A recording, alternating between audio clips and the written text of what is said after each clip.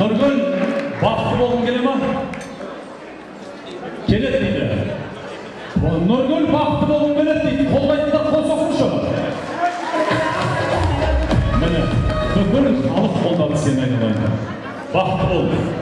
Şimdi baktı bolun gelse, Allah'dan tilesin, Allah sana baktı verir. Bırak şamalı yenglikleri verir. Şamalı işte değil. Қазір саған үш өсиет айтамын. Нұргүлжан, егер осы үш өсиетті орындасаң, сен әлемдегі ең бақытты жан боласың. Орындайсың ба? Біріншісі, бүгіннен бастап Диас деген атты ұмытасың. Диас деген сөз аузынан шықпасын бүгіннен бастап. Атын атамайсың Диастың. Неге? Бүгіннен бастап Диасқа құрметпен есім қоясың. Мысалы, қош келдіңіз отағасы. Мырза, қожайын, ең дұрысы, байекетіш. Байекеті, мақұлы? Байекеті, Диас байекеті. Ешқашан атын атама. Мына жерде әшелер отыр, өздері апылдар. Осы күнге дейін өзінің Құдай қосқан қосаға Алла қосқан ер азаматының атын айтқан емес. Міне, сондықтан да сен де сол аналардың жолы болып, бүгіннен бастап Диасқа құрметпен қара.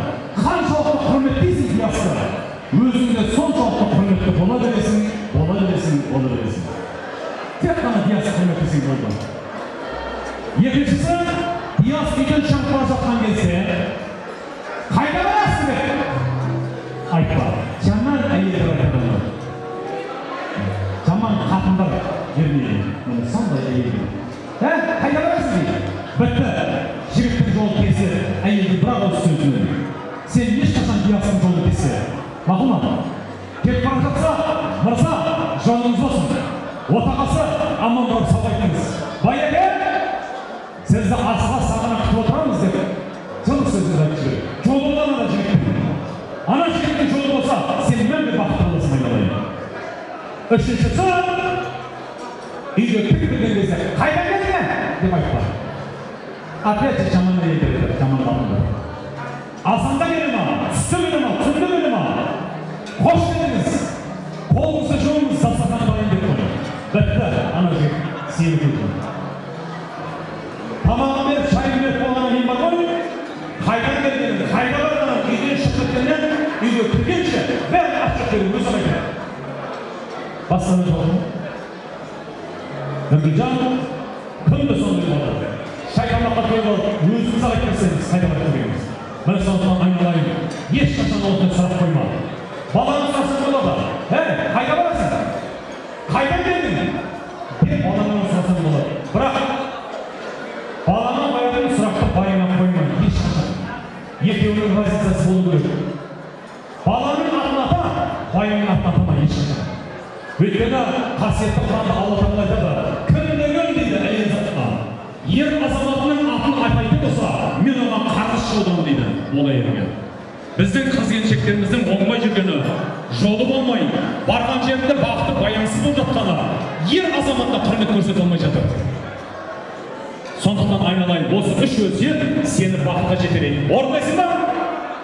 Әлемдегі ең бақытты жан, Нұргүлге қошемет! Рахмет. Қалай Диас? Жеңілдік қалдың ба? Байқадың ба? Біраз мәселелер шешіліп қалды, байқадың ба? Диас, бақытты болғың келе ме? Саған бір-ақ өсиет айтады. Осы өсиетті орындасаң, сен әлемдегі ең бақытты жігіт боласың. Орындайсың ба? Әйелді жеңем деп ойлама. Бесполезно. Әйелді жеңген еркек жоқ бербетінде.